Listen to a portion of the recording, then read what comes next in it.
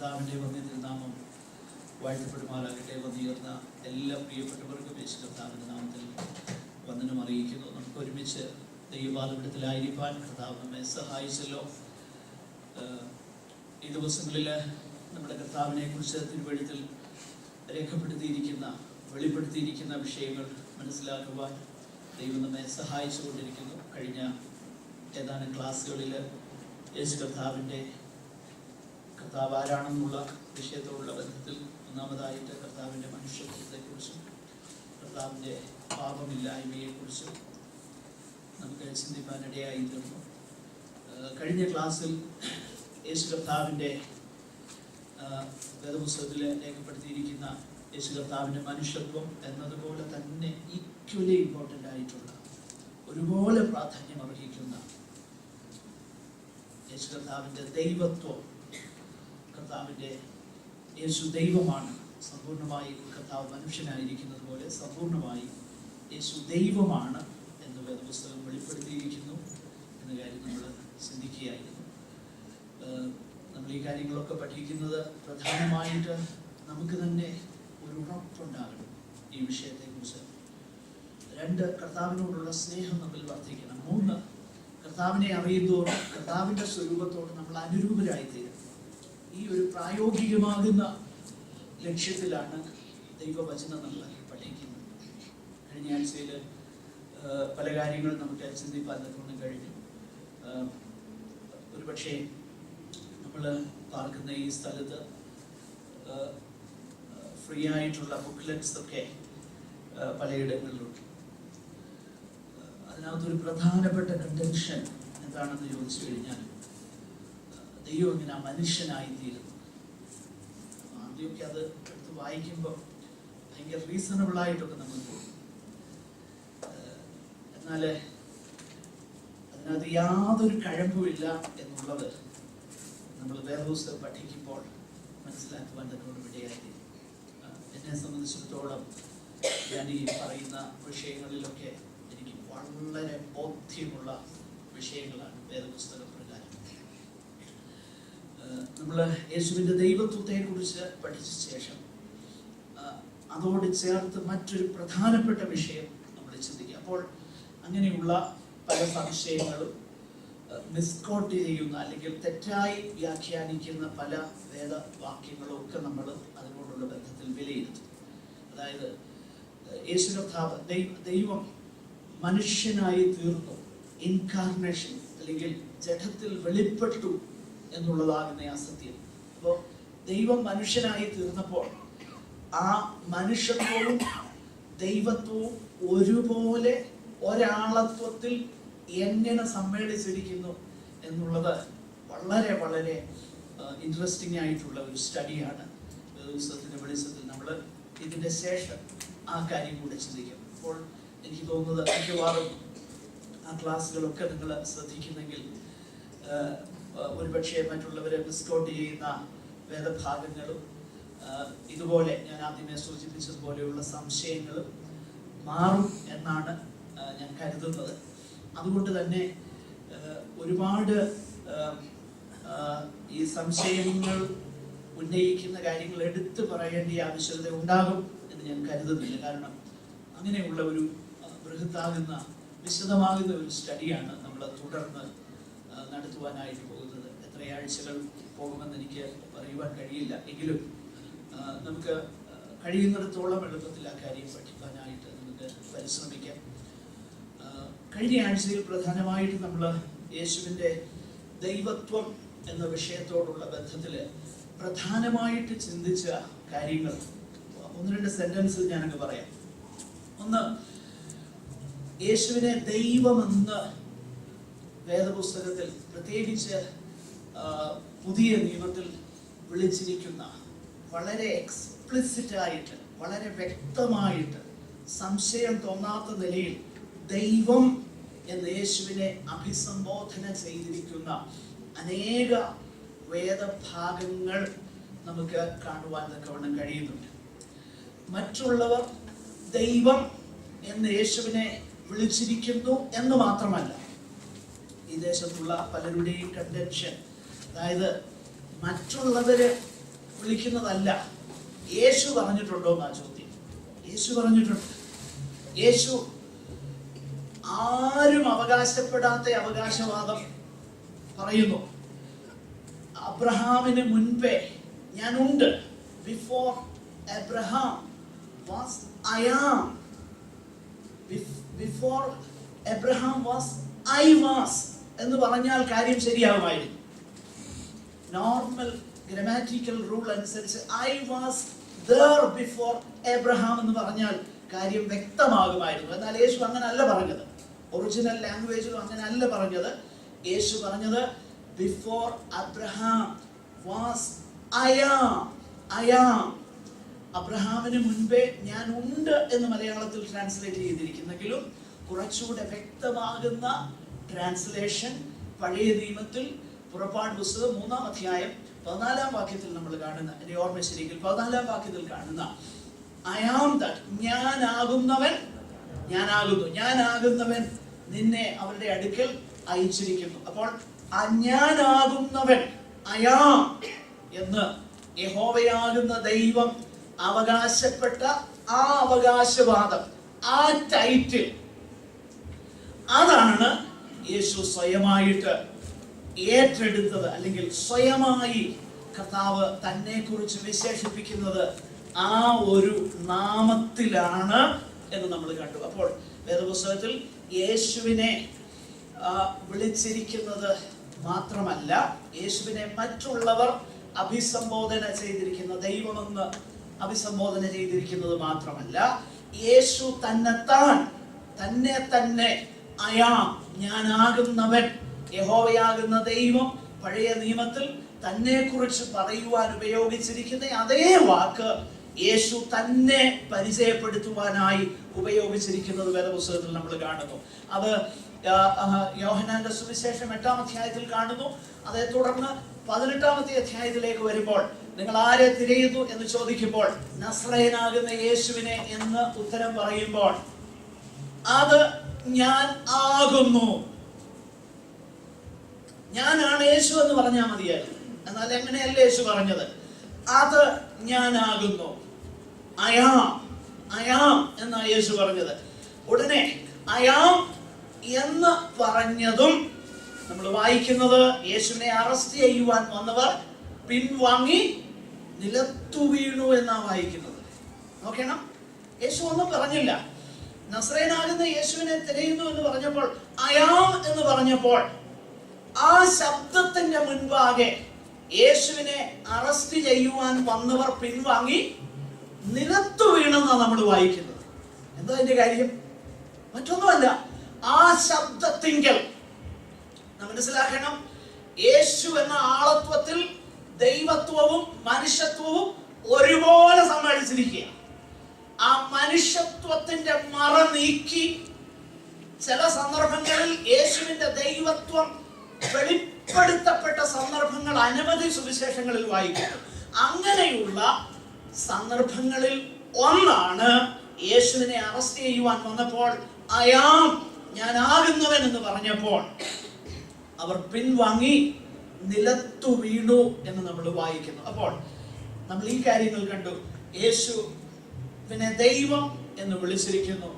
2, ഈ ഒരു തന്നെത്താൻ ദൈവം എന്നുള്ളതാകുന്ന ആ അവകാശവാദം യേശു ചെയ്തിട്ടുണ്ട് ഇല്ലെന്ന് പലരും പറയും. പക്ഷെങ്കിൽ വേദപുസ്തകം അറിയാത്തവര് കേൾക്കുമ്പോൾ അത് ശരിയാന്ന് തോന്നും.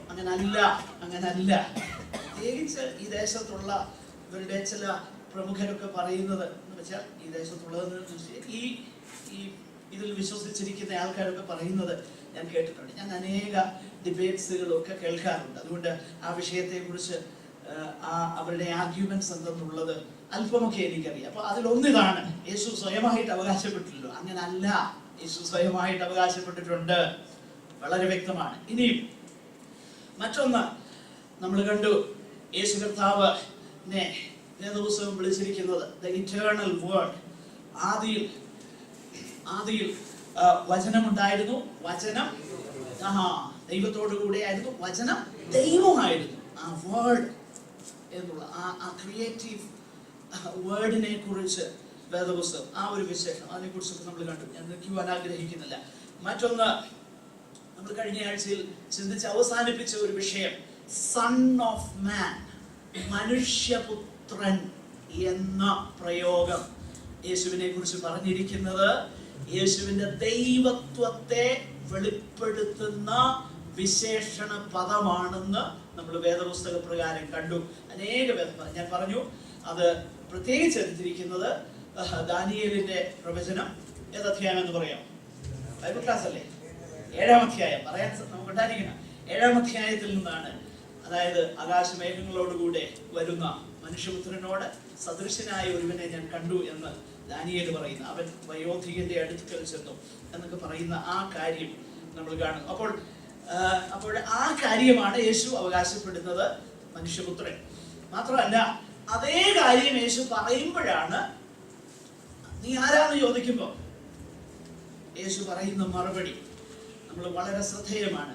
മനുഷ്യപുത്രൻ ആ മേഘങ്ങളോടുകൂടെ വരുന്നത് നിങ്ങൾ കാണും എന്ന് പറഞ്ഞപ്പോഴാണ് അവരെന്ത് ചെയ്തു? വസ്ത്രം കീറി. മഹാപുരോഹിതന്മാരെന്ത് ചെയ്യുന്നറിയോ? മഹാപുരോഹിതൻ വസ്ത്രം കീറി എന്ന് പറഞ്ഞു കഴിഞ്ഞാൽ ആ കാര്യം യേശു പറഞ്ഞപ്പോഴാണ് വസ്ത്രം കീറി. എന്നിട്ട് പറഞ്ഞു, ഇനി സാക്ഷികളെ കൊണ്ട് നമുക്ക് എന്താണ് ആവശ്യം? ദൈവദൂഷണം അവന്റെ വായിൽ നിന്ന് നമ്മൾ എന്ത് ചെയ്തു? കേട്ടു. എന്ന് പറഞ്ഞ അർത്ഥം എന്താ? ഞാൻ മനുഷ്യപുത്രൻ എന്ന് യേശു പറഞ്ഞപ്പോൾ യഹൂദന് മനസ്സിലായി ഇതെന്താ പറഞ്ഞെന്ന്. പറയുന്ന മനസ്സിലാവുന്നുണ്ടോ? യഹൂദന് മനസ്സിലായി, യഹൂദന്റെ മത പുരോഹിതന് മനസ്സിലായി എന്താണ് യേശു അർത്ഥമാക്കിയതെന്ന്.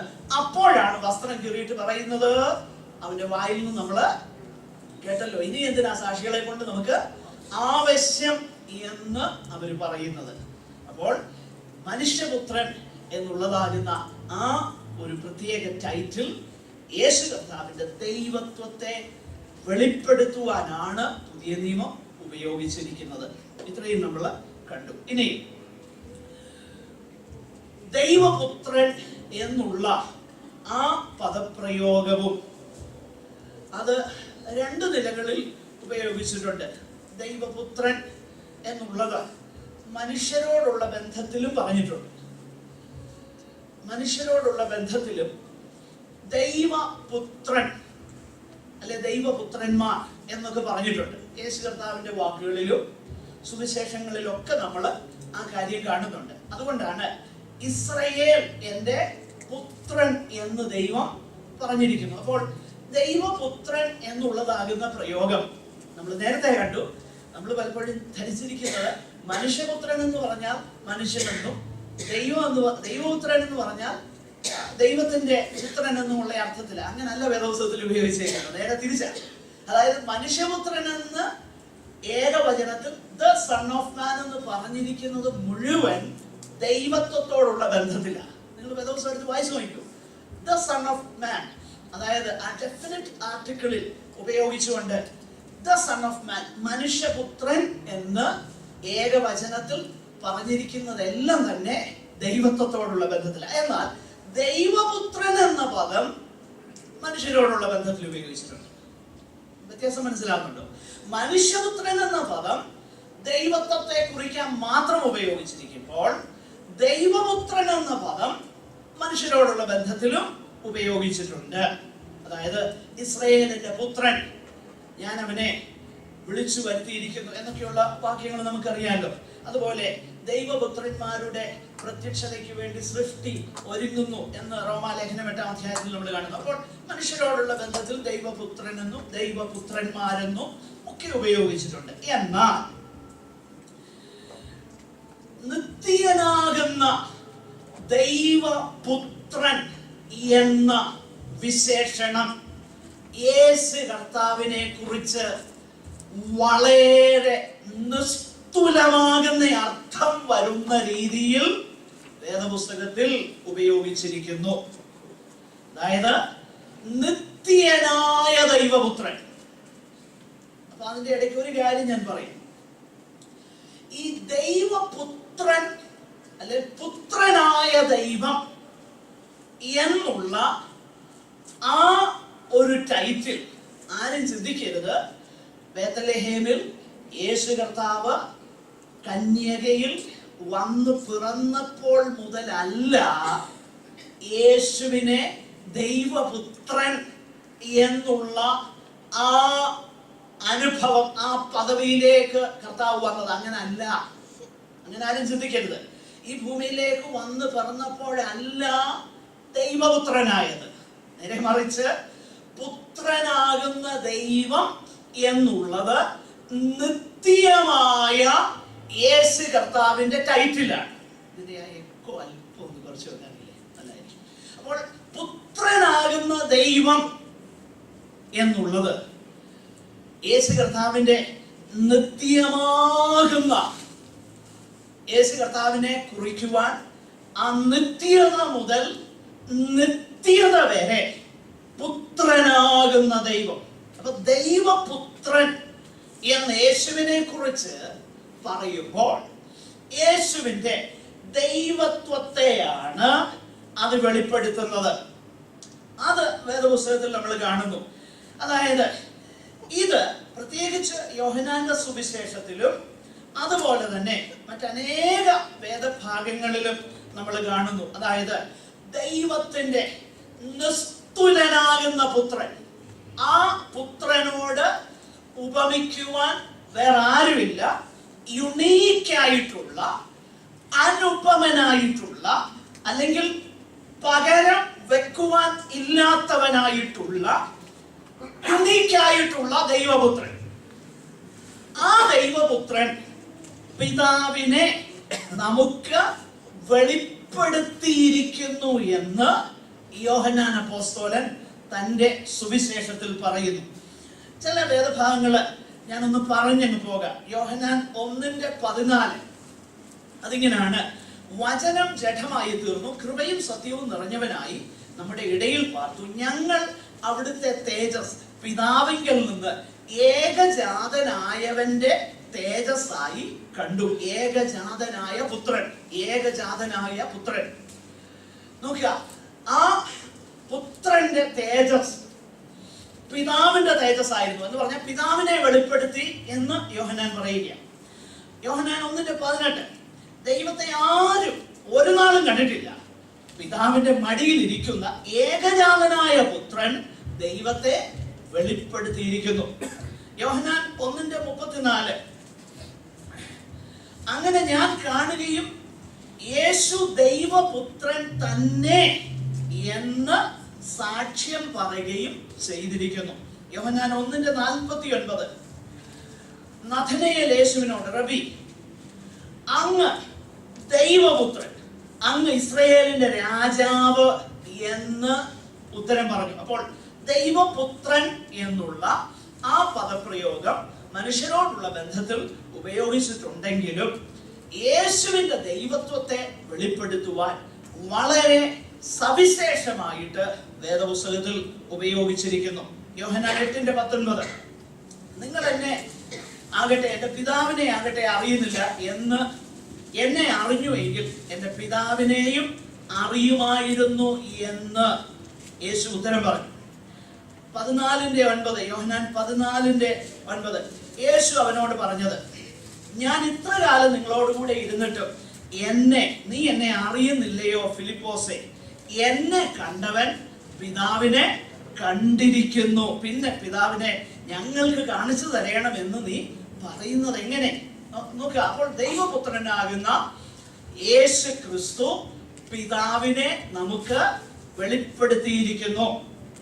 മാത്രമല്ല, ഈ ദൈവപുത്രൻ എന്ന ആ സവിശേഷ പദവി ദൈവപുത്രന് അല്ലെങ്കിൽ യേശുവിന് ഉള്ളത് കൊണ്ടാണ്, അതായത് മറ്റൊരു സൃഷ്ടിക്കുമില്ലാത്ത ഈ സവിശേഷമാകുന്ന പദവി യേശു കർത്താവിന് ഉള്ളത് കൊണ്ടാണ് നമുക്ക് നിത്യ ജീവനുള്ളത്. ഞാനൊന്നുകൂടെ പറയാം, മറ്റൊരു സൃഷ്ടിക്കും അവകാശപ്പെടാൻ കഴിയാത്ത, മറ്റൊരു സൃഷ്ടിക്കും ഇല്ലാത്തതാകുന്ന ദൈവപുത്രൻ എന്ന സവിശേഷമാകുന്ന നാമം യേശുവിനുള്ളത് കൊണ്ടാണ് ഞാനും നിങ്ങളും രക്ഷപ്പെടുന്നത്, നമ്മൾ രക്ഷിക്കപ്പെടുന്നത്. എന്തുകൊണ്ടാണ്? യോഹന്നാൻ 3:16 നമുക്ക് കാണാതെ അറിയാവുന്ന വാക്യമാണ്. ദൈവം അവിടുത്തെ ഏകജാതനായ പുത്രനിൽ വിശ്വസിക്കുന്ന ഏവനും നശിച്ചു പോകാതെ നിത്യ ജീവൻ പ്രാപിക്കേണ്ടതിന് ദൈവം യേശുവിനെ നൽകുവാൻ തക്കവണ്ണം ലോകത്തെ സ്നേഹിച്ചു. തന്റെ പുത്രനെ പകരം വെക്കുവാനില്ലാത്ത നിസ്തുലനാകുന്ന ദൈവപുത്രനെ നമുക്ക് ദാനമായി തന്നതുകൊണ്ടാണ് മനുഷ്യരാകുന്ന നമുക്ക് രക്ഷയുള്ളത്. അല്ലെങ്കിൽ നമ്മൾ ആരും രക്ഷിക്കപ്പെടുമായിരുന്നില്ല. ദൈവപുത്രനാകുന്ന ക്രിസ്തു, ആ ക്രിസ്തുവിന്റെ നാമത്തിൽ വിശ്വസിക്കുന്നത് കൊണ്ടാണ് നമുക്ക് നിത്യജീവൻ ഉള്ളത്. അതുകൊണ്ടാണ് യോഹന്നാൻ 3:36 നമ്മൾ വായിക്കുന്നു, പുത്രനിൽ വിശ്വസിക്കുന്നവന് നിത്യജീവനുണ്ട്. പുത്രനിൽ വിശ്വസിക്കുന്നവന്, ദൈവപുത്രനാകുന്ന യേശുവിൽ വിശ്വസിക്കുന്നവന് നിത്യജീവനുണ്ട്. എന്നാൽ പുത്രനെ അനുസരിക്കാത്തവനോ ജീവനെ കാണുകയില്ല, ദൈവക്രോധം അവന്റെ മേൽ വസിക്കുന്നതേ ഉള്ളൂ. യോഹന്നാൻ 20:31 വരുമ്പോൾ അവിടെയും നമ്മൾ ഇത് കാണുന്നു.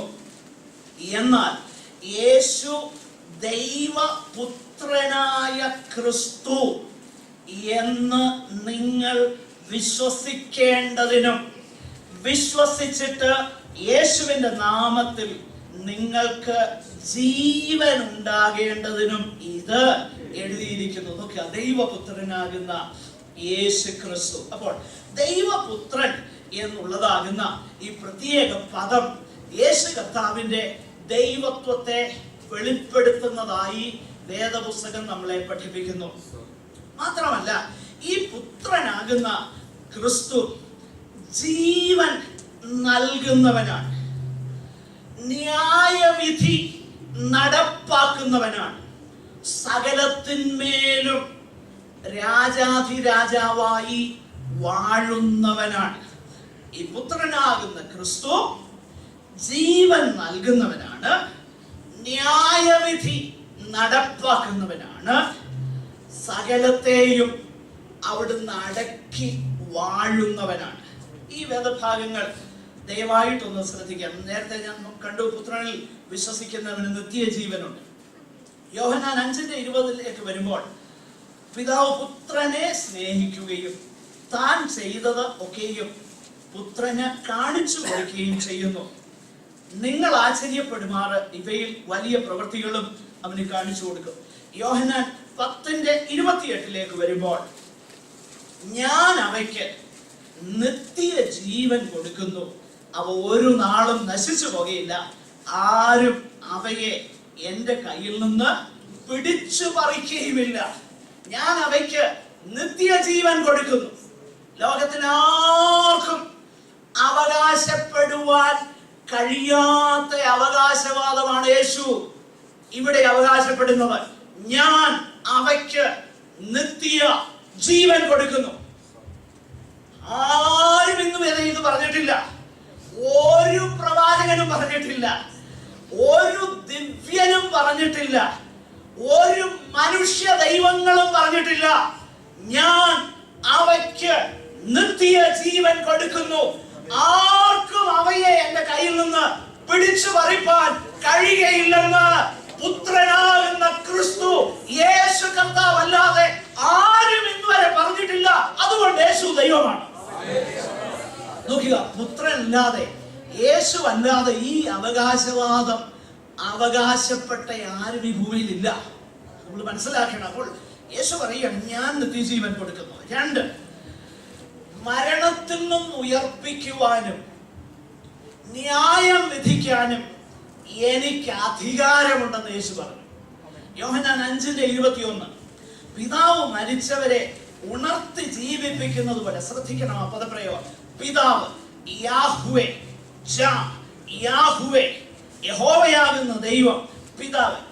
യോഹന്നാൻ 5:21 ഞാൻ പറയുന്നത്.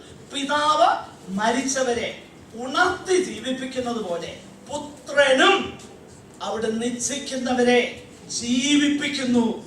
ശ്രദ്ധിക്കണം, എത്ര ക്ലിയർ ആണിത്. പിതാവാകുന്ന ദൈവം മരിച്ചവരെ ഉണർത്തി ജീവിപ്പിക്കുന്നത് പോലെ പുത്രനും എന്ത് ചെയ്യുന്നെന്നറിയാമോ? താൻ ഇച്ഛിക്കുന്നവരെ ജീവിപ്പിക്കുന്നു. ജീവിപ്പിക്കുവാൻ, മൃതരായിരിക്കുന്നവരെ ഉയർത്തെഴുന്നേൽപ്പിക്കാൻ, ജീവൻ കൊടുക്കുവാൻ കഴിവുള്ളവനാണ് ആര്? യേശു കർത്താവ്. നമ്മുടെ ജീവിതത്തിൽ ഇത് രണ്ടർത്ഥത്തിൽ ശരിയാ. ഒന്ന്, അതിക്രമങ്ങളാലും പാപങ്ങളാലും മരിച്ചവരായിരുന്ന നമ്മെ എന്ത് ചെയ്തു? ഉയർപ്പിച്ചു. ഇനിയും നമ്മുടെ മർത്യ ശരീരങ്ങളെയും യേശു നിമിത്തം നമ്മൾ എന്ത് ചെയ്യുമെന്നറിയാമോ? ഉയർത്തെഴുന്നേൽപ്പിക്കപ്പെടും എന്ന് വേദപുസ്തകം പഠിപ്പിക്കുന്നു. അപ്പൊ ജീവൻ കൊടുക്കുവാനും മരണത്തിൽ നിന്നും ഉയർപ്പിക്കുവാനുമുള്ള കഴിവ്, ശക്തി, അധികാരം തനിക്ക് മാത്രം പിതാവാകുന്ന ദൈവത്തെ പോലെ ഉണ്ടെന്ന് യേശു അവകാശപ്പെടുന്നതിനാൽ യേശു ദൈവമാണ്. യേശു ദൈവമാണ്. 5:25 യോഹന്നാൻ 5:25. ആമേൻ ആമേൻ, ഞാൻ നിങ്ങളോട് പറയുന്നു, മരിച്ചവർ ദൈവപുത്രന്റെ ശബ്ദം കേൾക്കുകയും കേൾക്കുന്നവർ ജീവിക്കുകയും ചെയ്യുന്ന നാഴിക വരുന്നു, ഇപ്പോൾ വന്നുമിരിക്കുന്നു. ആ ഭാഗങ്ങളൊന്നും വിശദീകരിക്കേണ്ട കാര്യമില്ലല്ലോ, ഞാൻ മുൻപോട്ട് പറഞ്ഞു പോകട്ടെ. യോഹന്നാൻ 5:28-29 വാക്യങ്ങൾ. ഇതിങ്കൽ ആശ്ചര്യപ്പെടരുത്. യോഹന്നാൻ 5:28-29 ആരെങ്കിലും ഒന്ന് വായിച്ചാൽ.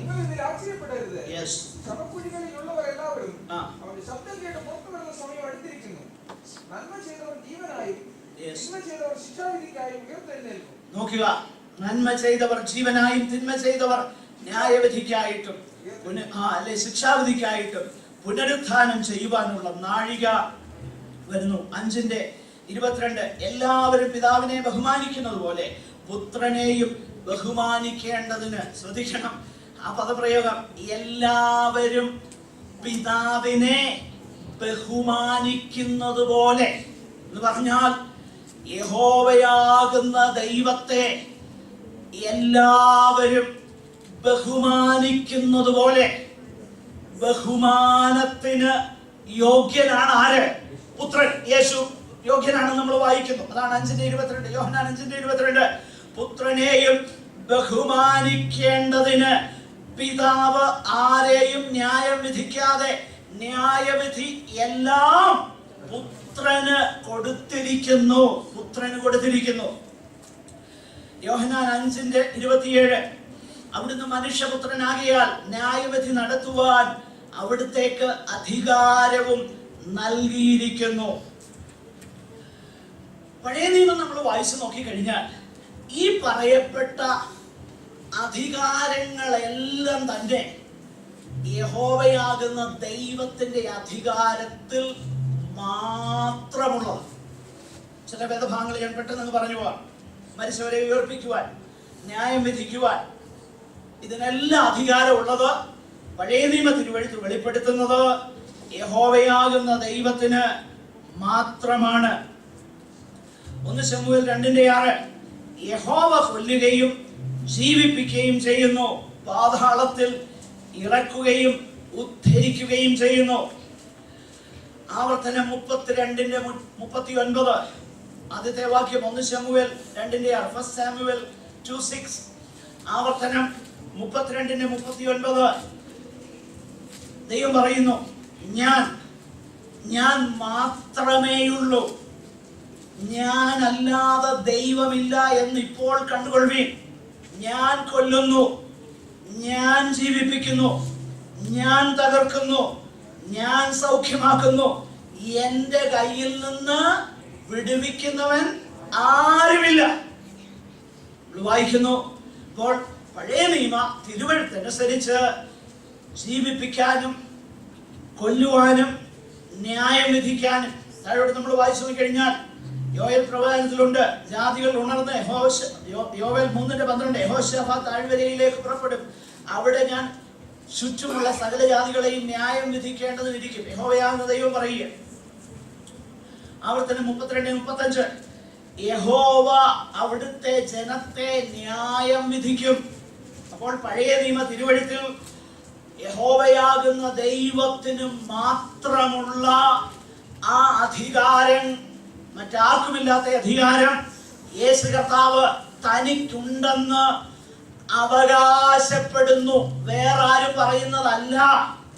ശ്രദ്ധിക്കണം, മറ്റാരെങ്കിലും പറയുന്ന അഭിപ്രായമല്ല, യേശു സ്വയമായി അവകാശപ്പെടുന്നു. അടുത്ത കാലത്ത് കുറച്ചു വർഷങ്ങൾക്ക് മുൻപ് പത്തനംതിട്ട സ്വദേശിയാകുന്ന ഒരു പ്രിയപ്പെട്ടവൻ ഈ ദേശത്തെ മതം സ്വീകരിച്ചു പോകാനുള്ള ഒരു കാരണമായിട്ട് പറഞ്ഞതായി ഞാൻ കേട്ടത്, യേശു ദൈവമാണെന്ന് എങ്ങും പറഞ്ഞിട്ടില്ല. അങ്ങനല്ല പ്രിയപ്പെട്ടവരെ, അങ്ങനല്ല. യേശു ദൈവമാണെന്ന് അവകാശപ്പെടുന്ന വേദഭാഗങ്ങളാണിത്. പിന്നെ എന്തുകൊണ്ടാണ് മനുഷ്യന്റെ അവസ്ഥയിലേക്ക് കടന്നു വന്നപ്പോൾ കൂടുതൽ സന്ദർഭങ്ങളിലും അങ്ങനെ നേരിട്ടുള്ള, ഞാൻ വാക്കുകൾ ശ്രദ്ധിക്കണം, കൂടുതൽ സന്ദർഭങ്ങളിലും നേരിട്ട് എന്തുകൊണ്ട് പറഞ്ഞില്ല എന്നുള്ളത് നമ്മൾ അടുത്ത വിഷയം പഠിക്കുമ്പോൾ വ്യക്തമായി നമുക്ക് മനസ്സിലാക്കുവാൻ കഴിയും.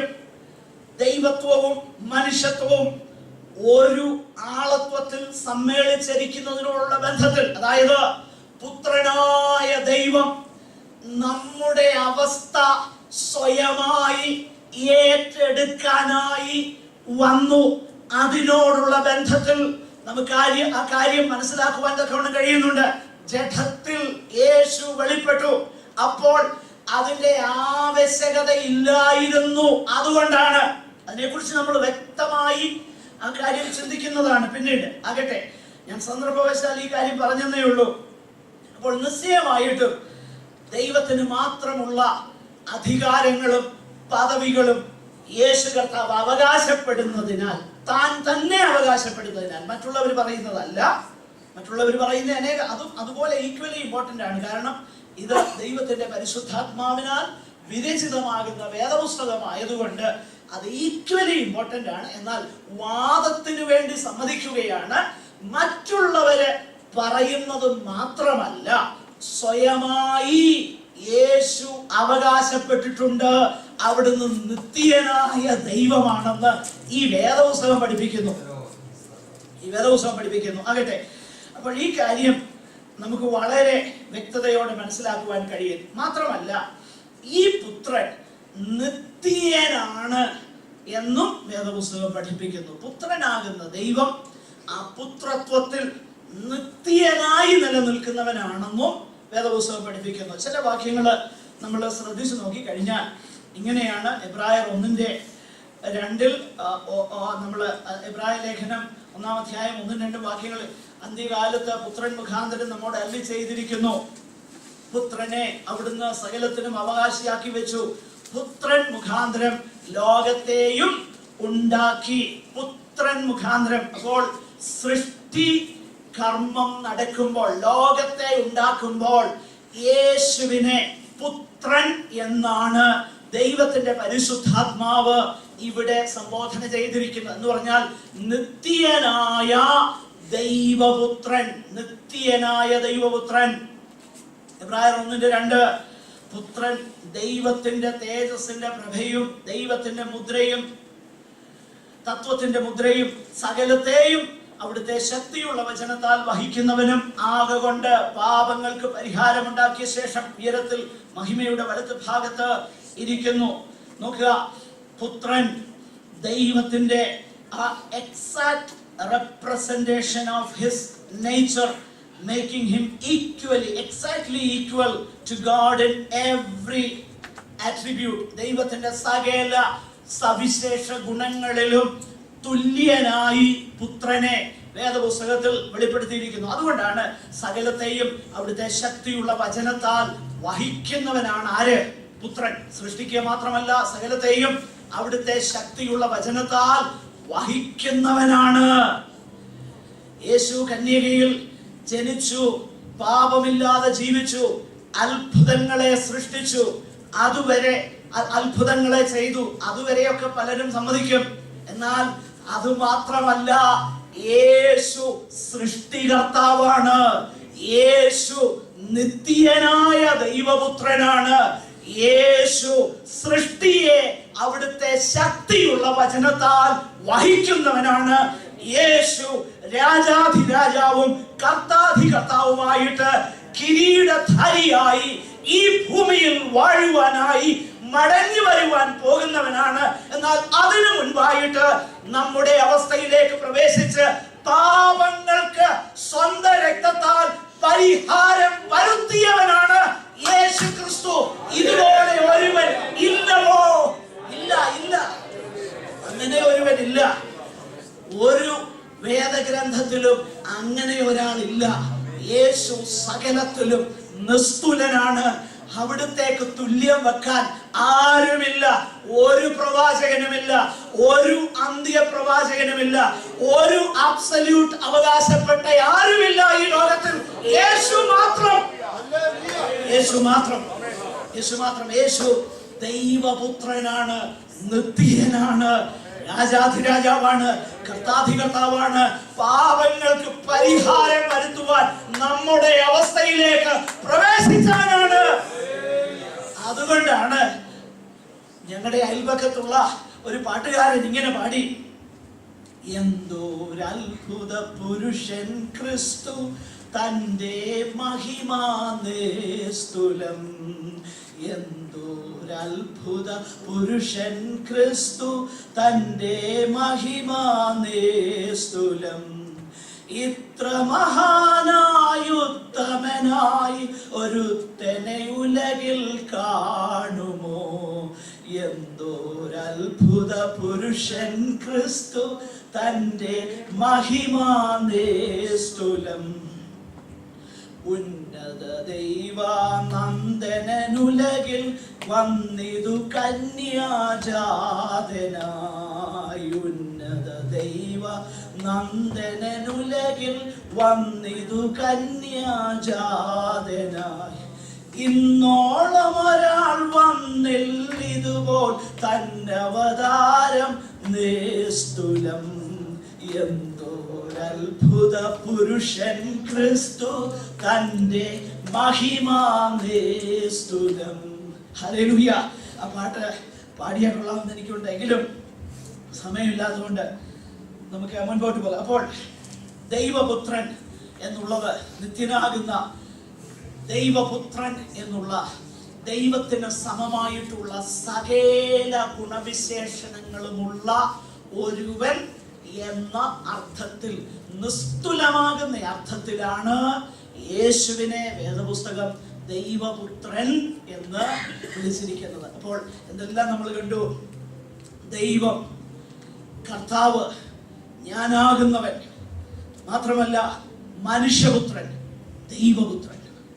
ഇത്രയും നാമങ്ങൾ, യേശുവിന്റെ അനേക നാമങ്ങളുണ്ട്. ആ നാമങ്ങൾ ഓരോന്നും എടുത്ത് പഠിക്കാമെന്നുണ്ടെങ്കിൽ ആ പഠനം വളരെ വളരെ നമുക്ക് ആത്മീക വർധന നൽകുന്ന ആ പഠനമാണെങ്കിലും നമുക്ക് സമയമില്ലാത്തത് കൊണ്ട് ഞാൻ അതിന് മുതിരുന്നില്ല. അപ്പോൾ ഇത്രയും കാര്യങ്ങൾ നമുക്ക് കാണുവാൻ തക്കവണ്ണം കഴിയും.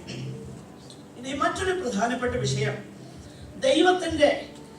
ദൈവത്തിന് മാത്രമുള്ള സവിശേഷമായ ഗുണവിശേഷണങ്ങൾ യേശുവിൽ നമുക്ക് കാണുവാനായിട്ട് കഴിയുന്നുണ്ട്. അതായത് ദൈവത്തിന് മാത്രമുള്ള സവിശേഷമാകുന്ന ഗുണവിശേഷണങ്ങൾ യേശുവിൽ നമുക്ക് കാണുവാൻ കഴിയുന്നുണ്ട്. ഉദാഹരണത്തിന്, ഒരു പക്ഷപാതക്കാരനെ യേശുവിന്റെ അടുക്കൽ കൊണ്ടുവന്നപ്പോൾ മർക്കോസിന്റെ സുവിശേഷം 2-ാം അധ്യായത്തിൽ നമ്മൾ വായിക്കുന്നു. ഇവിടെ ഇങ്ങനെയാണ്: അവരുടെ വിശ്വാസം കണ്ടിട്ട്, മകനെ, നിന്റെ പാപങ്ങൾ മോചിച്ചു തന്നിരിക്കുന്നു എന്ന് പറഞ്ഞപ്പോൾ അവിടെ കൂടിയിരുന്ന ശാസ്ത്രിമാരെന്ത് പറഞ്ഞെന്നറിയാമോ? ഇവൻ ദൈവദൂഷണം പറയുന്നു. ഇവൻ ദൈവദൂഷണം പറയുന്നു. കാരണം എന്താ? അടുത്ത വാക്യത്തിൽ നമ്മൾ വായിക്കുന്നുണ്ട്. മർക്കോസിന്റെ സുവിശേഷം 2-ാം അധ്യായം 5 മുതലുള്ള വാക്യങ്ങൾ വായിക്കുമ്പോഴാണ് അത് കാണുന്നത്. അവർ പറയുന്നത് ഇങ്ങനെയാണ്: ദൈവം ഒരുവനല്ലാതെ പാപങ്ങളെ മോചിപ്പാൻ കഴിയുന്നവൻ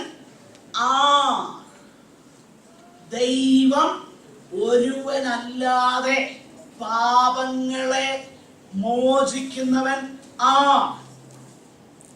എന്ന് ഹൃദയത്തിൽ പറഞ്ഞതേ ഉള്ളൂ. കർത്താവ് എന്ത് ചെയ്തു? അവരുടെ നിരൂപണം അറിഞ്ഞു. ആ നിരൂപണം അറിഞ്ഞിട്ട് ഈ പറഞ്ഞത് ശരിയാണ് എന്ന് പറഞ്ഞാൽ പാപങ്ങളെ മോചിപ്പാൻ മനുഷ്യപുത്രന് ഭൂമിയിൽ അധികാരം ഉണ്ട് എന്ന് നിങ്ങൾ അറിയേണ്ടതിന് അവനോടെന്ന് പറഞ്ഞു, കിടക്കെടുത്ത് നോക്കുക. അപ്പോൾ യേശുവിന്റെ ദൈവത്വം രണ്ട് നിലയിൽ അവിടെ വെളിപ്പെടുകയാണ്. ഒന്ന് പാപങ്ങളെ മോചിക്കും, രണ്ടല്ല 3 നിലയിൽ. ഒന്ന് പാപങ്ങളെ മോചിക്കുന്നു, ദൈവത്തിന് മാത്രമുള്ള അധികാരം. 2 ഹൃദയത്തിന്റെ ചിന്തകളെ മനസ്സിലാക്കുന്നവൻ ദൈവമേ ഉള്ളൂ, കർത്താവ് അറിഞ്ഞു. 3 അങ്ങനെ കിടപ്പിൽ കിടന്ന ഒരുവനെ ഒരു വാക്കുകൊണ്ട് പ്രാർത്ഥിച്ചൊന്നുമില്ല. അവിടെ നമ്മൾ വായിക്കുന്നുണ്ട്, അവിടെ പ്രാർത്ഥിച്ചതോ ഒറ്റ വാക്ക് പറഞ്ഞതേ ഉള്ളൂ, കിടക്കയെടുത്ത് നടക്കാം എന്ന് പറയുക മാത്രമേ ചെയ്തുള്ളൂ. ഒരു പ്രാർത്ഥനാവാചകം അവിടെ നമ്മൾ കാണുന്നില്ല. ഈ 3 കാര്യങ്ങളും യേശു കർത്താവിന്റെ ദൈവത്വത്തെ, അപ്പോൾ പിതാവാകുന്ന ദൈവത്തിനുള്ള ആ പ്രത്യേക ഗുണവിശേഷണങ്ങളെല്ലാം തന്നെ യേശുവിൽ ഇവിടെ നമുക്ക് കാണുവാനായിട്ട് കഴിയുന്നു. യോഹന്നാൻ 5:22 നേരത്തെ നമ്മൾ കണ്ടു. എല്ലാവരും പിതാവിനെ ബഹുമാനിക്കുന്നത് പോലെ പുത്രനെയും ബഹുമാനിക്കേണ്ടതിന് എന്ന് നമ്മൾ വായിക്കുന്നു. അപ്പോൾ ദൈവത്തിനുള്ള പാപമോചനം എന്നുള്ള ആ പ്രത്യേക ഗുണവിശേഷണം യേശുവിൽ ഉള്ളതായിട്ട് സുവിശേഷങ്ങൾ നമ്മളെ പഠിപ്പിക്കുന്നു. 2 സർവശക്തൻ എന്നുള്ള ദൈവത്തിന്റെ ഗുണവിശേഷം അത് യേശുവിൽ നമുക്ക് കാണാൻ കഴിയുന്നുണ്ട്. എവിടെയൊക്കെയാണെന്ന് അറിയാമോ? അനേക സന്ദർഭങ്ങളിലുണ്ട്. ഒന്ന്, ഒരു വാക്കുകൊണ്ട് കടലിലെ തിരമാലയെ കർത്താവ് ശാന്തമാക്കുന്നു. മറ്റൊന്ന്, ചില അപ്പനുറുക്കുകളും മീനും അനേക ആയിരങ്ങൾക്ക് ഭക്ഷിച്ച് തൃപ്തരായി അവശേഷിപ്പിക്കുന്നതുപോലെ കർത്താവ് വർദ്ധിപ്പിക്കുന്നു. വെള്ളത്തെ വീഞ്ഞാക്കി മാറ്റും. ഇങ്ങനെയുള്ള അനേക അത്ഭുതങ്ങൾ എന്നൊക്കെ പറയുമ്പോൾ നമ്മൾ ചിന്തിക്കും. ഞാനും ചിന്തിച്ചു. ഞാൻ അങ്ങനെ ചിന്തിച്ചത് കൊണ്ടാണ് ഇനി പറയാൻ പോകുന്ന കാര്യം പറയാൻ പോകുന്നത്. അത്ഭുതങ്ങള് യേശു മാത്രമല്ല, മറ്റു പലരും ചെയ്തിട്ടുണ്ട്, ഇല്ലേ? യേശു വെള്ളം രക്തമാക്കി പഴയ നിയമത്തിൽ ഒരുത്തൻ എന്ത് ചെയ്തു? വെള്ളം വീഞ്ഞാക്കിയെങ്കിൽ പഴയ നിയമത്തിൽ എന്ത് ചെയ്തു? രക്തമാക്കി. 5 അപ്പം കൊണ്ട് 5000 പോഷിപ്പിച്ചെങ്കിൽ പഴയ നിയമത്തിൽ ഒരു പ്രവാചകൻ അപ്പം എടുത്തിട്ട് പ്രാർത്ഥിച്ച് എത്ര പേർ കൊടുത്തെന്നറിയാം? 100-ലധികം. ഏത് പ്രവാചകൻ എന്നറിയാം? അപ്പൊ അങ്ങനെ ചെയ്തിട്ടുണ്ടല്ലോ. അങ്ങനെയുള്ള അത്ഭുതങ്ങളൊക്കെ പലരും ചെയ്തിട്ടുണ്ട്. മാത്രമല്ല, പ്രകൃതിയിന്മേൽ അധികാരം നമ്മൾ കാണുന്നു. സൂര്യനോടും ചന്ദ്രനോടും നിൽക്കാൻ പറയുന്ന കാര്യമൊക്കെ നമ്മൾ. അപ്പൊ അത്ഭുതങ്ങൾ മാത്രം യേശുവിന്റെ ദൈവത്വത്തിന്റെ തെളിവായിട്ട് വരികയില്ലല്ലോ. ദൈവത്തിന്റെ പരിശുദ്ധാത്മാവ് പ്രവർത്തിക്കുന്ന ഒരു മനുഷ്യനും അത് ചെയ്യാൻ കഴിയുമല്ലോ. ന്യായമായ ചിന്തയാണ്. എന്നാൽ ഇവിടെ ഈ അത്ഭുതങ്ങൾ രേഖപ്പെടുത്തുന്ന ഇടത്ത് ദൈവത്തിന്റെ പരിശുദ്ധാത്മാവ് യേശുവിന്റെ അത്ഭുതങ്ങൾ രേഖപ്പെടുത്തുമ്പോൾ എല്ലായിടത്തുമല്ല, മിക്കയിടത്തും പറയുന്ന ഒരു കാര്യവും നിങ്ങൾ അതൊന്ന് ശ്രദ്ധിക്കണം. ഉദാഹരണത്തിന്, വെള്ളം വീഞ്ഞാക്കി എന്ന് പറയുമ്പോൾ യോഹന്നാന്റെ സുവിശേഷം 2-ാം അധ്യായം 11-ാമത്തെ വാക്യത്തിൽ നമ്മൾ ഇങ്ങനെ വായിക്കുന്നു. പരിശുദ്ധാത്മാവ് രേഖപ്പെടുത്തുന്നത് ഇങ്ങനെയാ: യേശു ഇതിനെ വായിച്ചു.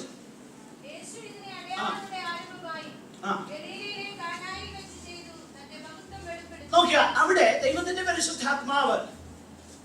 പരിശുദ്ധാത്മാവിന്റെ ശക്തി ഒരു മനുഷ്യനിൽ പ്രവർത്തിച്ചാൽ എങ്ങനെ അത്ഭുതങ്ങൾ സംഭവിക്കും എന്നല്ല രേഖപ്പെടുത്തിയിരിക്കുന്നത്. പിന്നെ എങ്ങനെയാണ് രേഖപ്പെടുത്തിയിരിക്കുന്നത്?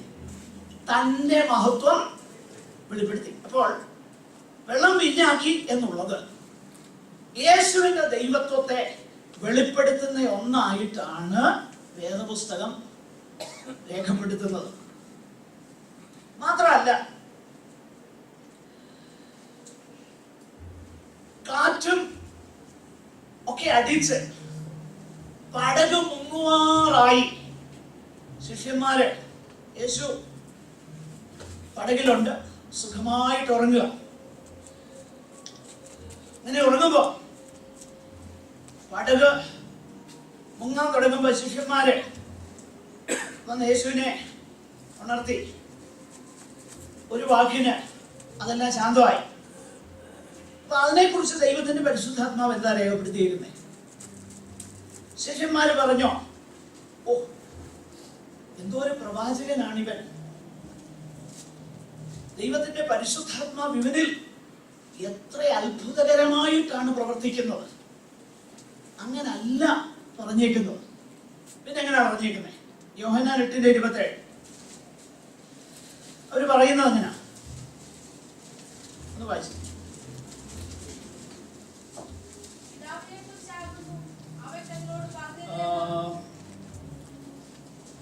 എനിക്ക് തോന്നുന്നേ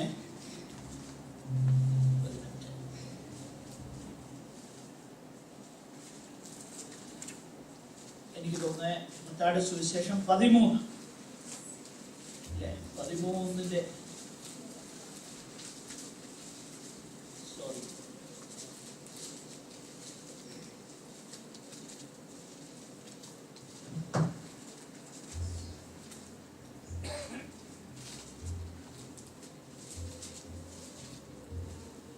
സോറി, ഞാൻ ആ റെഫറൻസ് എവിടോ.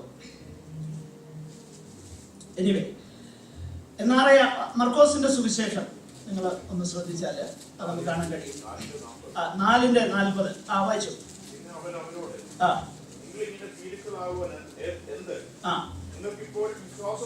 അതിന്റെ അടുത്ത വാക്യം 41-ാമത്തെ വാക്യം ശ്രദ്ധിക്കണം. അവിടെ പറയുന്നത് എന്താ? കാറ്റും കടലും കൂടെ ഇവനെ അനുസരിക്കുന്നത്. ആ വാക്യം ഒന്ന് ശ്രദ്ധിക്കണം. അവിടെ പറഞ്ഞിരിക്കുന്ന കാര്യം ഇതാണ്: അവർ വളരെ ഭയപ്പെട്ടു. എപ്പോഴാ അവര് ഭയപ്പെട്ടെ? ഈ വളരെ ഭയപ്പെട്ടെന്ന് എഴുതിയേക്കുന്നത് എപ്പോഴാ? എന്റെ ഒപ്പം ചിന്തിക്കണേ. കാറ്റടിച്ച് വെള്ളം കടലിൽ അടിച്ചു കയറി മുങ്ങാൻ തുടങ്ങുമെന്നായപ്പോ എഴുതിയേക്കുന്നത് അവര് ഭയപ്പെട്ടെന്ന് എഴുതിയിട്ടുള്ളൂ. എന്നാൽ വളരെ ഭയപ്പെട്ടത് എപ്പോഴാ? എല്ലാം ശാന്തമായി. മനസ്സിലാവുന്നുണ്ടോ? വളരെ ഭയപ്പെട്ടത് ന്യായമായിട്ട് ചിന്തിച്ചാൽ അവര് വളരെ ഭയപ്പെടേണ്ടത് മുങ്ങിച്ചാകാൻ തുടങ്ങുമ്പോഴാണ്. പക്ഷെ അവിടെ എഴുതിയിരിക്കുന്ന അവര് ഭയപ്പെട്ടു. They were afraid. എന്നാൽ എല്ലാം ശാന്തമായി കഴിഞ്ഞപ്പോൾ അവരെന്ത് ചെയ്തു? വളരെ ഭയപ്പെട്ടു. അത് അത്ഭുതകരമല്ലേ എന്ന് പറഞ്ഞാൽ, വളരെ ഭയപ്പെട്ടു എന്ന് ഭയപ്പെടാൻ മാനുഷികമാകുന്ന നിലയിൽ സാഹചര്യം അല്ലെ അതിനുള്ള അവസരം ഇല്ലാതിരിക്കുന്ന സമയം അവർ വളരെ ഭയപ്പെട്ടു. കാരണം എന്താണെന്നറിയാമോ? ഒരു കാര്യം മനസ്സിലായി: കാറ്റും കടലും അനുസരിക്കുന്ന ഇവൻ സാധാരണക്കാരനല്ല, അത്യുന്നതനും മഹാപരിശുദ്ധനുമാകുന്ന ദൈവത്തിന്റെ സാന്നിധ്യത്തിലാണ് അവർ നിൽക്കുന്നത് എന്ന തിരിച്ചറിവുണ്ടായപ്പോൾ അവരെന്ത് ചെയ്തു? ഭയപ്പെട്ടു. ഇത് പത്രോസിനു മുൻപും ഒരു വലിയ മീൻകൂട്ടം കിട്ടിക്കഴിഞ്ഞപ്പോ പത്രോസ് പറയുന്ന വാക്കെന്നാന്നറിയോ? അയ്യോ കർത്താവേ, എന്നെ വിട്ട് പോകേണമേ, ഞാൻ ആരാ? അയ്യോ, ഇതെന്നാ കാര്യം? ഒരു വലിയ അത്ഭുതം സംഭവിച്ചു കഴിഞ്ഞപ്പോ പത്രോസിന്റെ പ്രതികരണം ഒരു സന്തോഷമല്ല, ഭയം. എന്ന് പറഞ്ഞാൽ പരിശുദ്ധനാകുന്ന സർവശക്തനാകുന്ന ദൈവത്തിന്റെ സാന്നിധ്യം മനുഷ്യനാകുന്ന ക്രിസ്തുവിന്റെ ആ ജഡത്തിന്റെ മറ നീക്കി പുറത്തു വന്ന ചില സന്ദർഭങ്ങളിൽ ഒന്നാണിത്. അതുകൊണ്ടാണ് പത്രോസ് പറഞ്ഞത്, ഞാൻ പാപിയാകുന്ന മനുഷ്യൻ, എന്നെ വിട്ട് പോകണമേ, ഞാൻ പാപിയാകുന്ന മനുഷ്യനാണ്. വെറുത്ത മീൻകൂട്ടം കിട്ടിയപ്പോ പറയാം പാപിയാകുന്ന മനുഷ്യനാണ്. കാര്യം എന്നാ? He knew he was in the very presence of a holy God. ഇത് പഴയ നിയമത്തിൽ നമ്മൾ കാണുന്നു. രണ്ടുകൊണ്ട് പറന്നു, രണ്ടുകൊണ്ട് പാദം മൂടി, രണ്ടുകൊണ്ട് മുഖം മൂടി. യെശയ്യാവ് 6 സൈന്യങ്ങളുടെ യഹോവ പരിശുദ്ധൻ പരിശുദ്ധൻ പരിശുദ്ധൻ. യാർപ്പെടുന്ന ആ സാറാഫുകളുടെ ആ കാഴ്ച യെശയ്യാവ് കണ്ടപ്പോ ആദ്യത്തെ പ്രതികരണം എന്താ? അയ്യോ, ഞാൻ അരിഷ്ട മനുഷ്യനാ, അശുദ്ധി, ഞാൻ അശുദ്ധിയുള്ള ഒരു മനുഷ്യനാ, അശുദ്ധിയുള്ള അധരങ്ങളുള്ള ജനങ്ങളുടെ ഇടയിൽ ഞാൻ വസിക്കുന്നു. ഏകദേശം അതിന് തുല്യമായ സമാനമാകുന്ന ഒരു കാര്യമാണ് ഗലീല കടലിൽ നമ്മൾ കാണുന്നത്. മീൻ കിട്ടിയപ്പോഴും അതാ കാണുന്നത്. കടലിനെയും കാറ്റിനെയും ശാന്തമാക്കിയപ്പോഴും അതാണ് നമ്മൾ കാണുന്നത്. ദൈവത്തിന്റെ വചനത്തിൽ ഇതാണ് രേഖപ്പെടുത്തിയിരിക്കുന്നത്. അപ്പോൾ സർവശക്തനാകുന്ന ദൈവം എന്നുള്ള ആ പദവി, ആ സവിശേഷ ഗുണം യേശുവിൽ ശിഷ്യന്മാർ കണ്ടതായി, ഗ്രഹിച്ചതായി ദൈവത്തിന്റെ പരിശുദ്ധാത്മാവ് വേദപുസ്തകത്തിൽ വെളിപ്പെടുത്തിയിരിക്കുന്നു. അതുകൊണ്ട് യേശു ദൈവമാണ്. സങ്കീർത്തനങ്ങൾ നമ്മൾ വായിച്ചു നോക്കിക്കഴിഞ്ഞാൽ 65:7 യഹോവ സമുദ്രങ്ങളുടെ മുഴക്കവും തിരമാലകളുടെ കോപവും ജാതികളുടെ കലഹവും ശമിപ്പിക്കുന്നു. സങ്കീർത്തനം 89:9 സമുദ്രത്തിന്റെ ഗർവത്തെ അടക്കി വാഴുന്നു യഹോവ. അതിലെ തിരമാലകൾ പൊങ്ങുമ്പോൾ അങ്ങ് അവയെ അമർത്തുന്നു. ആരാ? യഹോവയാകുന്ന ദൈവം. 107 സങ്കീർത്തനം 29 യഹോവ കൊടുങ്കാറ്റിനെ ശാന്തമാക്കി, തിരമാലകൾ അടങ്ങി. യഹോവ കൊടുങ്കാറ്റിനെ ശാന്തമാക്കി, തിരമാലകൾ അടങ്ങി. ഇപ്പോൾ നിശ്ചയമായിട്ടും ഈ പ്രവർത്തനങ്ങളെല്ലാം തന്നെ മറ്റു സന്ദർഭങ്ങളിൽ, ചില വേദഭാഗങ്ങളിൽ ദൈവത്തിന്റെ പരിശുദ്ധാത്മാവ് കർത്താവിൽ കൂടെ ചെയ്യുന്ന പ്രവർത്തനങ്ങളായിട്ടും അത്ഭുതങ്ങളെ സുവിശേഷങ്ങളിൽ പറഞ്ഞിട്ടുണ്ട്. എന്നാൽ കൂടുതൽ സമയങ്ങളിലും യേശു കർത്താവ് ചെയ്ത അത്ഭുതങ്ങൾ യേശുവിന്റെ ദൈവത്വത്തെ വെളിപ്പെടുത്തുന്നതായിട്ടാണ് ദൈവത്തിന്റെ പരിശുദ്ധാത്മാവ് പുതിയ നിയമത്തിൽ രേഖപ്പെടുത്തിയിരിക്കുന്നത്. യേശുവിന്റെ നിത്യത്വം, നിത്യനാണ് യേശു കർത്താവ്. അതിനെക്കുറിച്ച് നമ്മൾ കണ്ടു. അബ്രഹാമിന് മുൻപേ ഞാൻ ഉണ്ട്, ഉണ്ടായിരുന്നല്ല, ഞാൻ ഉണ്ട്. യോഹന്നാൻ 8:58 അബ്രഹാമിന് മുൻപേ ഞാനുണ്ട്. വെളിപ്പാട് പുസ്തകം 22:13 ഞാൻ അൽഫയും ഒമേഗയും, ഒന്നാമത്തവനും ഒടുക്കത്തവനും ആദിയും അന്തവും ആകുന്നു. യേശു പറയുകയാണ്, ഞാൻ അൽഫയും ഒമേഗയും, ഒന്നാമത്തവനും ഒടുക്കത്തവനും ആദിയും അന്തവും ആകുന്നു. അൽഫയും ഒമേഗയും എന്ന് പറഞ്ഞാൽ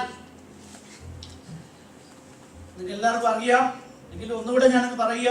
ഗ്രീക്ക് ഭാഷയിലെ ആദ്യത്തെ അക്ഷരവും അവസാനത്തെ അക്ഷരവുമാണ്. അത് മനസ്സിലാക്കാത്തത് കൊണ്ട് വേണേൽ തെറ്റൊക്കെ വിളിച്ചു പറയാൻ സാധ്യതയുണ്ട്. ഒരാൾ ഒരിക്കൽ പ്രാർത്ഥിച്ചത്, കർത്താവേ, ഞങ്ങൾ അൽഫയും ഒമേഗയും ആകുന്നു, ഞങ്ങൾ ചെറുതാ, ഞങ്ങൾ വളരെ താഴ്മയുള്ളവരാണെന്ന് പറയാനാണ് ഉദ്ദേശിച്ചത്. പക്ഷെ പറഞ്ഞത് ഞങ്ങൾ അൽഫയും ഒമേഗ. അതുകൊണ്ട് അൽഫയും ഒമേഗ എന്ന് പറഞ്ഞു കഴിഞ്ഞാൽ ഗ്രീക്ക് ഭാഷയിലെ ആദ്യത്തെയും അവസാനത്തെയും പദങ്ങളാണ്. എന്ന് പറഞ്ഞാൽ ആദ്യവും അന്തവും ഞാനാകുന്നു, നിത്യനാണ് ഞാൻ. യേശു അവകാശപ്പെട്ടു. അതുകൊണ്ട് യേശു ദൈവമാണ്. സർവജ്ഞാനം യേശുവിനുണ്ടായിരുന്നു, അല്ലെങ്കിൽ യേശുവിലുണ്ട്. നമുക്കറിയാം, മർക്കോസ് 2:8 നമ്മൾ നേരത്തെ കണ്ടു. ഇങ്ങനെ അവർ ഉള്ളിൽ ചിന്തിക്കുന്നത് യേശു ഉടനെ മനസ്സിൽ ഗ്രഹിച്ചു. നഥനയേലിനെ അത്തിയുടെ കീഴിൽ ഇരിക്കുമ്പോൾ തന്നെ യേശു എന്ത് ചെയ്തു? കണ്ടു.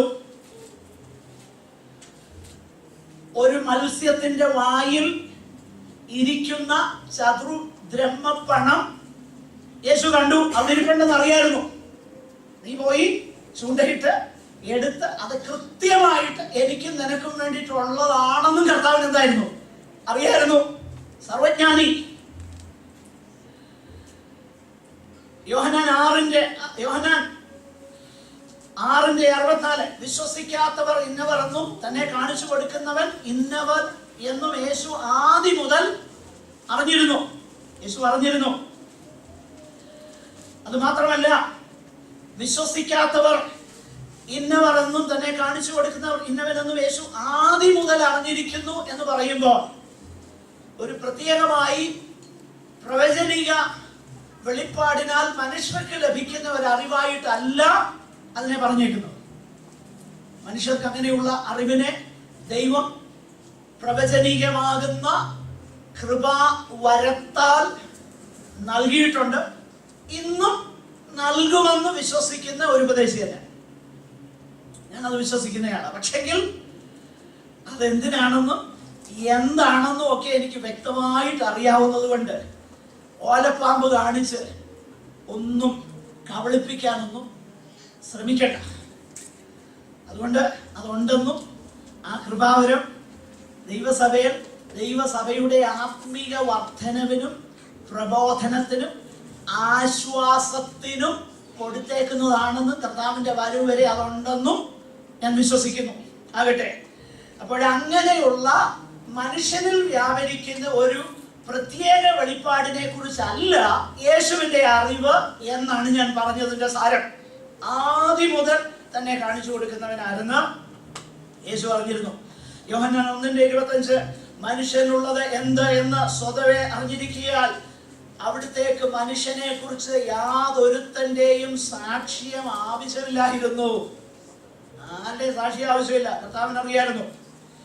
യോഹന്നാൻ 2:25 അങ്ങ് സകലവും അറിയുന്നു എന്നും ആരും അങ്ങയോട് ചോദിപ്പാൻ അങ്ങയ്ക്ക് ആവശ്യമില്ല എന്നും ഞങ്ങൾ ഇപ്പോൾ അറിയുന്നു.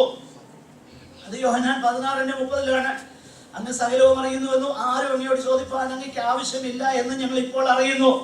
എന്നിട്ട് പറയുകയാണ്, ഇതിനാൽ അങ്ങ് ദൈവത്തിന്റെ അടുക്കൽ നിന്ന് വന്നിരിക്കുന്നു എന്ന് ഞങ്ങൾ വിശ്വസിക്കുന്നു എന്ന് പറഞ്ഞു. യേശുവിനോട് പറയുകയാണ്, ആരും ചോദിക്കാതെ തന്നെ ഈ കാര്യം അങ്ങയ്ക്ക് അറിയാവുന്നത് കൊണ്ട് അങ്ങ് ദൈവത്തിന്റെ അടുക്കൽ നിന്ന് വന്നിരിക്കുന്നു എന്ന് ഞങ്ങൾ വിശ്വസിക്കുന്നു. യോഹന്നാൻ 16:30 നോക്കുക. ഈ സർവജ്ഞാനവും അതേ സമയം തന്നെ യേശുവോ ജ്ഞാനത്തിലും ദൈവകൃപയിലും വളർന്നു വന്നു. മാത്രമല്ല, he learned obedience through what he suffered. അവൻ അനുഭവിച്ച കഷ്ടങ്ങളാൽ, അവിടുന്ന് അനുഭവിച്ച കഷ്ടങ്ങളാൽ അനുസരണം പഠിച്ചു എന്നൊക്കെ എഴുതിയിരിക്കുന്നതും മനുഷ്യനിലുള്ളത് സ്വതമേ അറിയാമായിരുന്നെന്നും ആദ്യം മുതൽ അറിയാമെന്നും ഇതെല്ലാം നന്നായിട്ട് അറിയാമെന്നും എഴുതിയിരിക്കുന്നതും തമ്മിൽ എങ്ങനെയാ ചേർത്ത് വെക്കുന്നത്? അതിനെക്കുറിച്ച് നമ്മൾ ആ ഒരു വിഷയമായിട്ട് തന്നെ പഠിക്കും. ഞാൻ പറഞ്ഞല്ലോ, ദൈവത്വവും മനുഷ്യത്വവും ഒരുപോലെ ഒരാളത്വത്തിൽ സമ്മേളിച്ചിരിക്കുന്ന നിസ്തുലനായി ഇന്നോളം ഒരാൾ വന്നിട്ടില്ല. ഇതുപോലെ മഹിമയുള്ളവനായിട്ട് ആരുമില്ല. എന്തോ അത്ഭുത പുരുഷൻ ക്രിസ്തു. അവിടുത്തെ മഹിമ നിസ്തുലമാണ്. നമ്മൾ പഠിക്കും. ആ യേശു തന്നെ പറയുന്നുണ്ട്, സ്വർഗത്തിലെ പിതാവല്ലാതെ പുത്രനോ ദൂതന്മാരോ അറിയുന്നില്ല നാളെ നാഴികയും. അപ്പൊ ഇത് തമ്മിൽ എങ്ങനെയാ ചേരുന്നത്? നമ്മൾ പഠിക്കും, ദൈവം അനുവദിച്ചാൽ. ആകട്ടെ, അപ്പോൾ അത് അവിടെ നിൽക്കട്ടെ. അതേസമയം തന്നെ യേശുവിന്റെ സർവജ്ഞാനം, സകലവും അറിയുന്ന അവിടുത്തെ സവിശേഷ ഗുണം, ദൈവത്തിന് മാത്രമുള്ള ഗുണം യേശുവിൽ ഉണ്ടെന്ന് വേദപുസ്തകം പഠിപ്പിക്കുന്നതിനാൽ യേശു ദൈവമാണെന്ന് നമ്മൾ വിശ്വസിക്കുന്നു. അതുകൊണ്ടാണ് യോഹന്നാൻ 21:17 കർത്താവേ, അങ്ങ് സകലവും അറിയുന്നു, എനിക്ക് അങ്ങയോട് പ്രിയമുണ്ട് എന്നും അങ്ങ് അറിയുന്നു എന്ന് അവനോട് പറഞ്ഞു. പത്രോസ് പറയുന്ന കാര്യം ശ്രദ്ധിക്കണം. കർത്താവേ, എനിക്ക് അങ്ങയോട് സ്നേഹമുണ്ട് അല്ലെ പ്രിയമുണ്ടെന്ന് അങ്ങക്ക് അറിയാമെന്ന് മാത്രമല്ല പത്രോസ് പറയുന്നത്. അത് കൂടാതെ പൊതുവായിട്ടൊരു കാര്യം ആദ്യം പറഞ്ഞു. കർത്താവേ, അങ്ങ് സകലവും അറിയുന്നു, സകലവും അറിയുന്നു. അപ്പോൾ സർവജ്ഞാനം എന്ന സവിശേഷമാകുന്ന ദൈവിക ഗുണം യേശുവിൽ ഉണ്ട്. അത് യേശുവിന്റെ ദൈവത്വത്തെ വെളിപ്പെടുത്തുന്നു. മറ്റൊന്ന് സർവവ്യാപിത്വം എന്ന് പറഞ്ഞാൽ, അപ്പൊ അത് പ്രയോഗം മലയാളത്തിൽ എത്രത്തോളം നമ്മൾ ചിന്തിക്കുന്ന ആശയം നൽകുന്നു എന്ന് എനിക്കറിയത്തില്ല. എങ്കിലും ഓംനി പ്രസൻസ് അല്ലെങ്കിൽ ദൈവം എല്ലായിടത്തുമുണ്ട്. ദൈവത്തിന്റെ മാത്രം ഗുണമാണ് ദൈവം എല്ലായിടത്തുമുണ്ട്. ഇത് യേശുവിൽ എങ്ങനെയാണ് നമ്മൾ കാണാൻ കഴിയുന്നത്? മനുഷ്യനായി മനുഷ്യന്റെ പരിമിതികളിലേക്ക്, അല്ലെങ്കിൽ ഈ ജഡശരീരത്തിന് ഒരു സമയത്ത് ഒരിക്കൽ ഒരിടത്ത് മാത്രമേ ആയിരിക്കാൻ കഴിയുന്നുള്ളൂ. ആ പരിമിതിയിലേക്ക് യേശു കടന്നു വന്നത്, അല്ലെങ്കിൽ he took upon himself the limitation of the human body. മനുഷ്യ ശരീരത്തിന്റെ പരിമിതികൾ അവിടുന്ന് സ്വന്തമായി ഏറ്റെടുത്തു. ആ അവസ്ഥയിൽ, അതായത് മാനുഷികമാകുന്ന പരിമിതികൾ, അതായത് മനുഷ്യന്റെ ശരീരത്തിന് നമുക്ക് ഇപ്പോ ഒരു സ്ഥലത്ത് ഇവിടെ മാത്രമേ ആയിരിക്കാൻ കഴിയുന്നുള്ളൂ. ആ പരിമിതിയിലേക്ക് യേശു വന്നു. ആ ചിന്തയിൽ, അതായത് മനുഷ്യൻ എന്ന നിലയിൽ യേശു ഒരു സ്ഥലത്ത് ഒരു സമയത്ത് ഒരു സ്ഥലത്ത് മാത്രമേ ഉണ്ടായിരുന്നുള്ളൂ. എന്നാൽ യേശു വേറൊരു കാര്യം പറഞ്ഞു. എന്താ പറഞ്ഞത്? 2 or 3 പേർ എന്റെ നാമത്തിൽ കൂടി വരുന്നിടത്തൊക്കെയും ഞാൻ അവരുടെ നടുവിൽ ഉണ്ട്. മത്തായി 18:20. 2 or 3 പേർ എന്റെ നാമത്തിൽ കൂടി വരുന്നിടത്ത് ഞാൻ ഉണ്ട്. അപ്പൊ ഇവിടെ ആരുണ്ട്? അതൊന്ന് ചിന്തിച്ചേ. നമ്മൾ ചിന്തിക്കുന്ന ദൈവ സ്വർഗത്തിൽ ഇരിക്കുകയാണെന്നുണ്ട് അല്ലേ? അതുകൊണ്ടാണ് കുറഞ്ഞ പക്ഷം ഈ സമുദായത്തിൽ നമ്മൾ ഈ സമുദായക്കാരെന്നൊക്കെ വിളിക്കാറുണ്ടല്ലോ. പക്ഷെ അവർക്ക് ചില നല്ല ഗുണങ്ങളുണ്ട്. എന്നെ പെണ്ണുങ്ങയൊന്നും വേണ്ട, അവർക്ക് ചില നല്ല ഗുണങ്ങളുണ്ടെന്നേ. നമ്മൾ പറയാം അത് പള്ളിഭക്തിയാന്ന് പറയാം. ആയിക്കോട്ടെ.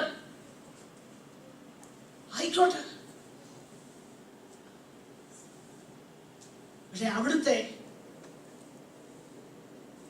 പാഠം വായനയും അവിടുത്തെ കുർബാനയും ഒക്കെ നടക്കുമ്പോ അവിടെ ആരും, ഞാൻ അങ്ങനെയുള്ള പള്ളിയിൽ ആ സമയത്ത് പോയിട്ടില്ല, പോയിട്ടുള്ളത് നിങ്ങൾക്കറിയാമല്ലോ. ഞാൻ ചെറുപ്പം മുതലേ പെന്തക്കോസ്തയിൽ അതിനുള്ള അവസരം എനിക്കുണ്ടായിട്ടില്ല. സ്കൂളിലൊക്കെ പഠിക്കുമ്പോൾ ചില സന്ദർഭങ്ങളിലൊക്കെ പോയിട്ടുണ്ടെന്നേ ഉള്ളൂ. ഇട ദിവസങ്ങളിലെ മീറ്റിംഗ് ഉച്ചയ്ക്കൊക്കെ.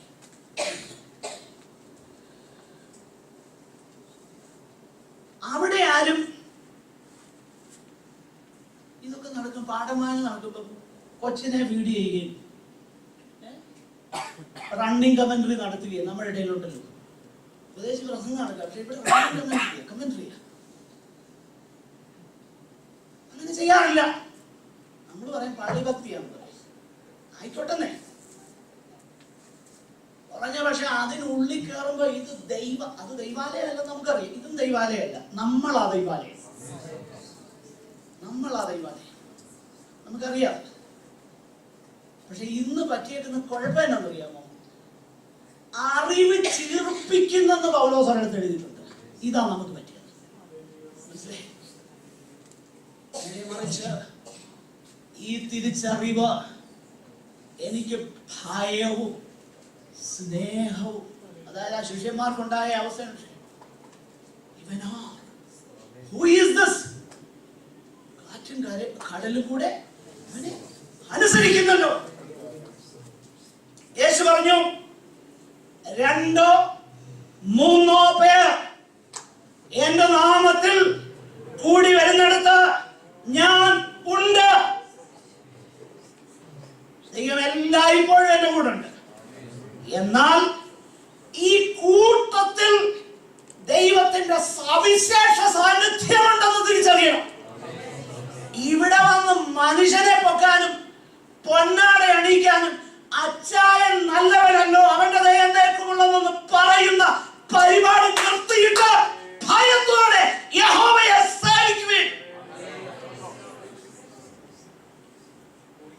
മനസ്സിലാവുന്നുണ്ട്? അച്ചായനെ പൊക്കുന്നതിന് പകരം വിറയലോടെ അവന്റെ സന്നിധാനത്തിൽ വരുവേ. ആരാന്നറിയാം? നമ്മൾ സേവിക്കുന്നതറിയാം. The Lord God, omnipotent, omniscient and omnipresent one. അവിടുത്തെയാണ് നമ്മൾ സേവിക്കുന്നത്. എൻ്റെ വാക്കുകളെ നിർത്തുക. നമ്മൾ ഈ 3 ഗുണങ്ങളൊന്ന് ചിന്തിച്ചേ. സർവശക്തൻ, സർവജ്ഞാനി, സർവവ്യാപി. ഈ കർത്താവ് പറഞ്ഞു, ഞാനോ ലോകാവസാനത്തോളം എല്ലാ നാളും നിങ്ങളോട് കൂടെ ഉണ്ട്. ഇത് പറഞ്ഞ ഏത് പ്രവാചകനുണ്ട്, ഏത് ദിവ്യനുണ്ട്, ഏത് മനുഷ്യനുണ്ട്? ആരുമില്ല. ഞാനോ ലോകാവസാനത്തോളം എല്ലാ നാളും സന്തോഷ സമയത്തും സങ്കടത്തിലും ദുഃഖത്തിലും ദാരിദ്ര്യത്തിലും പ്രയാസങ്ങളിലും തെറ്റിദ്ധാരണയുടെ നടുവിലും നമ്മെ വിട്ടുപോകാത്ത ഒരു നല്ല സ്നേഹിതൻ നമുക്കുണ്ട്. ഞാനോ എല്ലാ നാളും നിങ്ങളോട് കൂടെയുണ്ട്. ആ കർത്താവിന്റെ സാന്നിധ്യത്തിൽ നമുക്കായിരിക്കാം. ആ കർത്താവിന് വേണ്ടി നമുക്ക് ജീവിക്കാം. ഭയത്തോടെ ദൈവത്തെ സേവിക്കാം. ആരും നമ്മെ കാണാനില്ലാത്തപ്പോൾ, ആരും നമ്മെ അറിയാനില്ലാത്തപ്പോൾ ദൈവ സാന്നിധ്യ ബോധത്തോടെ നമുക്കായിരിക്കാം. നമ്മുടെ ചിന്തകൾ, നമ്മുടെ വാക്കുകൾ, നമ്മുടെ പ്രവർത്തനങ്ങൾ ഈ ബോധത്താൽ നയിക്കപ്പെടട്ടെ. ദൈവം ഈ വചനങ്ങളാൽ നമ്മെ അനുഗ്രഹിക്കട്ടെ. സഹോദരന്മാർ, ഒരാൾ